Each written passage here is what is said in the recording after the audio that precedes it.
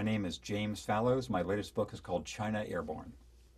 My book is about the biggest question affecting China right now, which is whether it's going to be able to make the transition from the success of the past 30 years of going from a farming economy to a urban industrial economy and move to the success in higher sophistication, higher tech achievements of genuinely rich countries.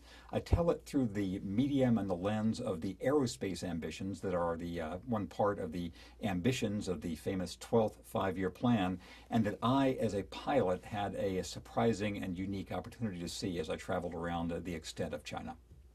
It's because in the many, many layers of Chinese society now, the one to which I had particular access because of my own interests and skills was the aviation world. So I saw people who had never been exposed to the outside press before, who have these hugely consequential economic and technological ambitions that hadn't been written about. So because I worked as a ferry pilot, because I was friends of people who were designing airports, because I spent time with the Amelia Earhart / Kim Kardashian counterpart of China, who wants to have a new generation of women pilots, I saw this incredible panoply and panorama of vivid characters.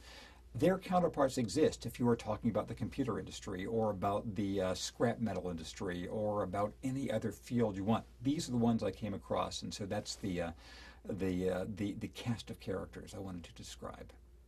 Almost everything that's worked in China in the last while it's involved these low-wage factories or infrastructure or construction, these things that a directed communist state can accomplish.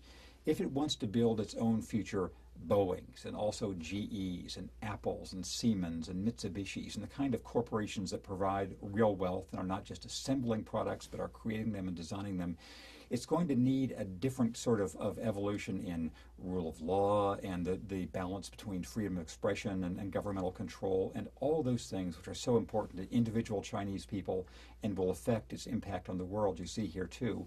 One other aspect that's important.